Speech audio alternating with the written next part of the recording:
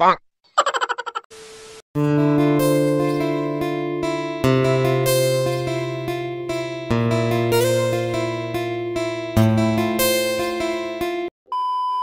Everyone, good morning, welcome back to my channel. আমি প্রণতি। কেমন আছো তোমরা সবাই? আশা করি তোমরা সবাই ভালো আছো, আর আমিও কিন্তু ভালো আছি।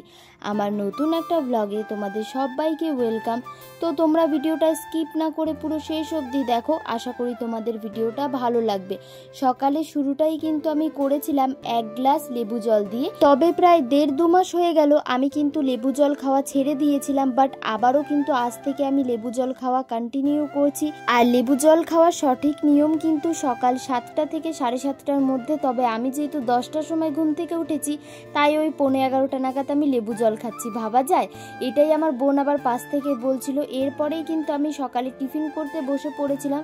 সকাল বলাটা ভুল, তখন বাজে প্রায় ওই 12:30। তবে জানো তো, আজ কিন্তু টিফিন খেয়ে আমার সেরকম একটা পেট ভরেনি, আর ভাবলাম আজকে দুপুরবেলায় কিছু একটা মাখা করা যাক। তাই কিন্তু আমি চলে গিয়েছিলাম আমার পাশে একটা কাকির বাড়িতে লেবু পাতা আনার জন্য। আর জানো তো, কাকি আমাকে জিজ্ঞেস করলো যে লেবু পাতা দিয়ে কি করবি।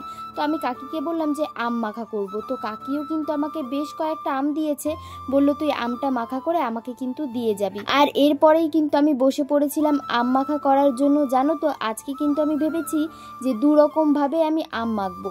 আর এখানে দেখো, আমি কিন্তু তেঁতুল ভিজিয়ে রেখেছি। আর একটা কথা বলি, আমার কিন্তু যে কোনো মাখাতেই তেঁতুল না দিলে আমার খুব একটা ভালো লাগে না। এরপরে দেখো, আমি আমগুলোকে কিন্তু ছুলে ফেলছি। আর জানো তো, আজকে আমি বোনকে বলেছি যে আমি আমগুলো ছুলবো, বাট তুই কিন্তু আমটা গ্রেট করে দিবি। আর এখানে দেখো, আমার কিন্তু সমস্ত আম ছোলা হয়ে গেছে। আর এই আম কটা ছুলতে আমার কতক্ষণ সময় লেগেছে জানো? প্রায় আধ ঘন্টা। এরপরেই দেখো, এখানের আমি অবস্থাটা তোমাদেরকে দেখালাম। জানো তো, আমি কোনো কাজ করলে সেই কাজটাকে আমি উল্টো পাল্টা করে রেখে দিই। যেরকম এই জায়গাটা দেখো কিরকম অগোছালো করে রেখে দিয়েছি আমি। এরপরেই দেখো, আমি যে আর এক রকমভাবে আম মাখা করব, তো সেটাই কিন্তু আমি প্রিপারেশন নিচ্ছিলাম। প্রিপারেশন বলাটা ভুল, এখানে কিন্তু আমি সরু সরু করে আমি কেটে নিচ্ছি। এটা যদিও আমি কিন্তু ভিডিওতেই দেখেছিলাম যে এরকমভাবেও নাকি আম মাখা যায়। আর বাবা একটু পর আমাকে আবার দিয়ে গেল লঙ্কা পোড়া। আর জানো তো, এই পোড়া লঙ্কা দিয়ে আম মাখা খেতে কিন্তু আমার ভীষণ ভালো লাগে। এরপরে সরু সরু করে কাটা আমগুলোকে কিন্তু আমি ভালো করে ধুয়ে নিচ্ছি। আর জানো তো, এরকম ভাবে কিন্তু আমি প্রথমবার আম মাখা করছি, এর আগে কখনোই করিনি। আর এই আম মাখাটা কিন্তু আমি ভিডিওতেই দেখেছিলাম যে এরকম ভাবে আম মাখা যায়। তবে আমি কিন্তু এখনো জানি না যে আম মাখাটা খেতে কিরকম লাগবে, তাই জন্যই কিন্তু আমি 2টো আম নিয়েছিলাম। এরপরেই দেখো, আমি তেঁতুলটাকে ভালো করে মেখে নিচ্ছি। প্রথমেই কিন্তু আমি দিয়ে নিয়েছিলাম এখানে তেঁতুলের মধ্যে নুন, আর এরপরেই কিন্তু আমি দিয়েছিলাম লঙ্কা। আর এখানে লঙ্কাটা কিন্তু একটু বেশি করে দিয়েছি, তার কারণ আমাদের বাড়িতে কিন্তু সবাই ঝাল খায়। এরপরেই দিয়ে দিলাম আমি চিনি, আর চিনিটাও কিন্তু বেশি করেই দিতে হবে যেহেতু আমগুলো প্রচণ্ড টক। এরপরে চিনি, নুন, লঙ্কা দিয়ে ভালো করে তেঁতুলটাকে মেখে নিতে হবে। তারপরেই কিন্তু এখানে আমি দিয়েছিলাম লেবু পাতা, আর লেবু পাতা দিলে কিন্তু ফ্লেভারটা বেশ ভালো আসে। সব শেষে এখানে আমি দিয়ে দিলাম কাসুন্দি। আর তোমাদের কাছে যদি কাসুন্দি না থাকে তাহলে কিন্তু তোমরা সর্ষে বেটেও দিতে পারো, সেটাও কিন্তু খেতে বেশ ভালো লাগে। এরপরে বেশ খানিকটা জল দিয়ে একটু গ্রেভি করে নিতে হবে। আর এরপরে কিন্তু এই তেঁতুল মাখাটা দেখে আমার ভীষণই লোভ লাগছিল, আর আমার বোন তো লোভ সামলাতে না পেরে খেয়েই নিয়েছিল। এরপরে দেখো, তেঁতুলের গ্রেভিটাকে কিন্তু আমি 2 ভাগে ভাগ করে নিয়েছি। গ্রেট করা আমের মধ্যে কিছুটা দিয়েছি, আর যে গোটা গোটা আম ছিল সেখানেও কিন্তু কিছুটা দিয়ে ভালো করে আমি মাখিয়ে নিচ্ছি। আর এটা এরকমভাবে মাখতে হবে যেন ভেতরেও কিন্তু পুরো তেঁতুলটা ঢোকে। গোটা আমগুলো কিন্তু আমার মাখা হয়ে গেছে। আর এরপরে কিন্তু আমি চলে এসেছি যে গ্রেট করে রাখা আমগুলো ছিল সেটাকেই মাখার জন্য। তো তোমাদেরকে কিন্তু আমি খেয়ে বলবো যে কোন আমটা বেশি ভালো লেগেছে আমার খেতে। আর জানো তো, এই আমটা যখন আমি মাখছিলাম তখন দেখলাম যে নুন একটু কম আছে, আর চিনিটাও কিন্তু একটু কম রয়েছে। আর আমি না বোনকে বলছিলাম যে আমার মুখে কম লাগছে, তুই একটু টেস্ট করে দেখ যে তোর মুখে ঠিকঠাক আছে কিনা। তারপরে বোন খেয়ে বললো যে চিনিটাও একটু কম লাগছে, আর একটু মিষ্টি দে। তাই কিন্তু আমি এখানে বেশ কিছুটা চিনি দিয়ে ভালো করে মেখে নিলাম। আর এরপরে টেস্ট করে দেখলাম আমার তো হেভি লেগেছে। আর যে গোটা আম দুটো আমি মাখিয়েছিলাম সেটা কিন্তু আমি এখন তোমাদেরকে দেখাচ্ছি। এই আমটা দেখে কার কার লোভ লাগছে সেটা কিন্তু আমাকে অবশ্যই কমেন্টে জানাবে। চলো এরপরে খেয়ে দেখি যে কিরকম লাগছে এই আম মাখাটা।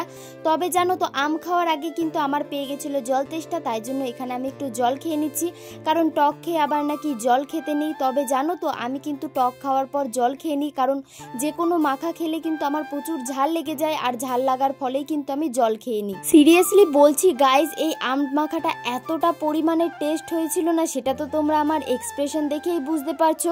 আর যারা যারা এখনো এরকমভাবে আম মাখা করে খাওনি, আমি তাদেরকে বলবো যে আমার মতো এরকমভাবে একবার আম মেখে খেয়ে দেখো, তোমাদেরও ভালো লাগবে। তবে এখানে বোন কিন্তু আমার ক্যামেরাটা ধরছিল, আর আমার খাওয়াটা দেখে নাকি ওর জিভ দিয়ে জল বেরিয়ে যাচ্ছিল, আর আমাকে বলছিল যে তুই এবার আমটা ছাড়, আমাদেরকে খেতে দে। তো এরপর দিদিকেও টেস্ট করালাম, আর দিদিরও ভালো লেগেছে। আর বোনের বেলায় দেখো ওর সাথে আমি আবার একটু মজা করে নিলাম। জানো তো আমার বোনের সাথে এরকম মজা করি, আর আমার বোন কিন্তু খুব রেগে যায়। তবে যেহেতু ক্যামেরা অন আছে তাই জন্য কিন্তু রাগেনি, আমার হাতটা ধরেই দেখো ও কিন্তু খেয়ে নিল। আর আমরা এত হাসছিলাম, আমাদের হাসির কারণে দেখলাম যে রিশু কিন্তু উঠে দাঁড়িয়ে গেছে। বোন কিন্তু আবারও রিশুকে ঘুম পাড়িয়ে দিল। এরপরে কিন্তু আমার আর কোনো রকম ভিডিও করা হয়নি, একেবারে স্নান করে আবারও কিন্তু ভিডিওটা আমি শুরু করলাম। তবে স্নান করে পুজো দিয়ে তারপরেই কিন্তু আমি ভিডিওটা শুরু করেছিলাম, তার ফাঁকে কিন্তু আমি আর কোনো রকম ভিডিও করিনি। আর এখানে আমি মাথা আঁচড়াচ্ছি দেখে রিশু কি করছে দেখো, ওর মাথায় চুল নেই আর ও এখানে মাথা আঁচড়াচ্ছে, মানে আমি যেহেতু মাথা আঁচড়াচ্ছি আর সেটা দেখে কিন্তু ও আবার আমাকে কপি করছে। আর আজ কিন্তু আমি ভেবেছি যে একটু ভিডিও বানাবো, তার কারণে দেখো আমার যে ব্যাকগ্রাউন্ডের ডেকোরেশন করা জিনিসগুলো কিন্তু আমি বের করে নিয়েছি, আর এরপরে কিন্তু আমার যে ভিডিওর ব্যাকগ্রাউন্ড কিন্তু আমি বানিয়ে নিয়েছি। তবে তোমাদেরকে বলি আমি কিন্তু আর সেদিন রিলস বানাতে পারিনি, তারপরেই মন খারাপ করে কিন্তু আমি খেতে বসে পড়েছিলাম। আর আজ কিন্তু মেনুতে কি কি ছিল সেটাও তোমাদের সাথে আমি শেয়ার করে দিলাম। তবে এঁচোড় চিংড়িটা আমার খুব প্রিয়। কারা কারা এঁচোড় চিংড়ি খেতে ভালোবাসো সেটা কিন্তু আমাকে অবশ্যই কমেন্টে জানাবে। তবে বিকেলবেলায় ভেবেছিলাম যে দিদি আর আমি কিন্তু যাব একটু বাজারে। তবে দেখো আমরা যাব আর বৃষ্টি হবে না, সেটা কি হতে পারে? জানো তো আমরা যখনই ঠিক করি যে আমরা বাজারে যাব, আর তখনই আকাশের অবস্থা এরকম দেখি, আর মা কিন্তু আমাদের যেতে দেয় না। তবে বৃষ্টি কিন্তু আজ আর হয়নি, আর সন্ধ্যাবেলার পর দেখলাম আকাশের কিন্তু মেঘও কেটে গেছে। আর দিদি বলল মেঘ যখন আর নেই চল তুই আর আমি তাহলে বাজারটায় ঘুরেই আসি।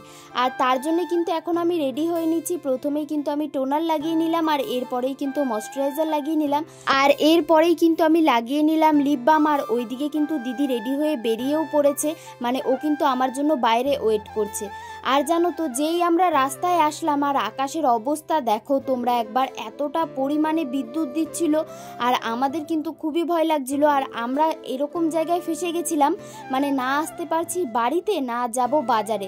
তো সেটাই কিন্তু আমরা রাস্তায় দাঁড়িয়ে ভাবছিলাম যে এরপরে কি বাজারে যাব নাকি যাব বাড়িতে। তবে দিদি বলল আমরা যেহেতু প্রায় চলেই এসেছি তাহলে চল একেবারে বাজারেই চলে যাই। তবে জানো তো বাজারে ঢোকার সময় কিন্তু দেখলাম বৃষ্টি ফোঁটা ফোঁটা পড়া শুরু হয়ে গেছে, তাই কিন্তু আমরা চলে গিয়েছিলাম পূজাদের বাড়িতে। আর এখানে দেখো সোনু পাখিকে কিন্তু টাক করে দিয়েছে। তোমরা কি চিনতে পেরেছো সোনু পাখিকে দেখে? ওর চুল থাকা অবস্থায় কিন্তু ওর মুখটা দেখতে একরকম ছিল, আর এখন যেহেতু চুল নেই তাই কিন্তু একটু অন্যরকম লাগছে। তারপরে বৃষ্টি কমে যাওয়ার পর আমি আর দিদি মিলে কিন্তু চলে এসেছিলাম শপিং মলে, কিছু কেনাকাটি করার ছিল। এরপরে কেনাকাটি করে আমরা সোজা চলে যাচ্ছিলাম বাড়িতে। তবে জানো তো দিদি কিন্তু আজকে যেই দরকারে এসেছিল, এসে দেখলো যে ওই দোকানটাই বন্ধ, মানে দিদির কিন্তু একটাও কাজ হয়নি। তবে জানো তো বৃষ্টি হওয়ার কারণে কিন্তু রাস্তার ওয়েদারটা হেভি ছিল, মানে এতটা পরিমাণে সুন্দর লাগছিল না। আর এই ঠান্ডা ঠান্ডা ওয়েদারে আমার কিছু ঠান্ডা জিনিস খেতে ইচ্ছা করছিল। আর দেখো এখানে কিন্তু দিদিকে আমি বললাম যে আমার জন্য আইসক্রিম কিনে নিয়ে আয়। আর দেখো ভিডিও করার আগেই কিন্তু আমার দিদির খেয়ে নেওয়ার স্বভাব, আর এখানে দেখো আইসক্রিমটা খেয়ে দেখাতে এসছে। তো ওকে আমি বললাম তোকে আর দেখাতে হবে না। এরপরে দিদি আর আমি কিন্তু আইসক্রিম খেতে খেতে সোজা চলে এসেছিলাম বাড়িতে। তবে বাড়ি আসার পর ভেবেছিলাম যে আমি যেটা কিনেছি তোমাদেরকে দেখাবো, তবে বাড়ি আসার পর কিন্তু আমার আর পছন্দ হলো না জিনিসটা, তাই জন্য কিন্তু আর তোমাদের সাথে আমি শেয়ার করলাম না। তো তোমরা জানিও যে তোমাদের এই ভিডিওটা কেমন লাগলো। চলো আজকের ভিডিওটা আর বেশি বড় করছি না, আজকের ভিডিওটা এই পর্যন্তই। তোমাদের যদি ভিডিওটা ভালো লাগে তো অবশ্যই like comment share and subscribe করে দেবে, আর ফেসবুক থেকে দেখলে অবশ্যই ফলো করে দিও। চলো বাই, দেখা হচ্ছে নেক্সট ব্লগে।